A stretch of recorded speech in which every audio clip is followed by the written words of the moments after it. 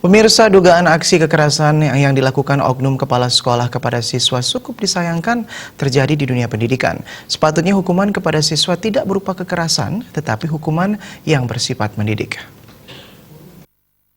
Putu Eka Budiasa menyayangkan tindakan kekerasan dilakukan oknum kepala sekolah kepada siswa. Menghukum siswa bersalah tidak sepatutnya dilakukan dengan cara kekerasan karena tidak mendidik.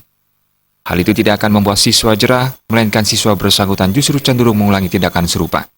Siswa yang melakukan tindakan indisipliner sepatutnya diberikan hukuman yang lebih mendidik. Hukuman bersifat mendidik bisa dengan memberikan tugas, seperti salah satunya membersihkan ruangan kelas sehingga siswa menyadari kesalahannya.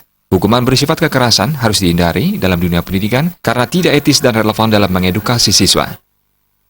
Sebenarnya ada 1001 cara untuk bagaimana dalam tanda kutip menghukum atau memberikan efek jerah kepada peserta didik. Tidak harus dengan kekerasan ataupun cara-cara yang kurang elegan.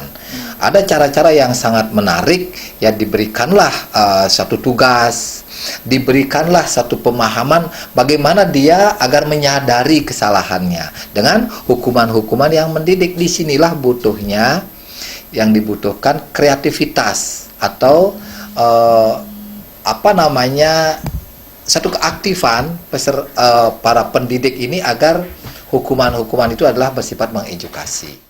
IGD Putu Eka Budiasa menambahkan, dugaan tindakan kekerasan kepada siswa harus menjadi sebuah pembelajaran berharga dalam dunia pendidikan ke depan. Dalam menegakkan kedisiplinan kepada siswa, pendidikan diharapkan mengedepankan cara-cara yang humanis dan mendidik.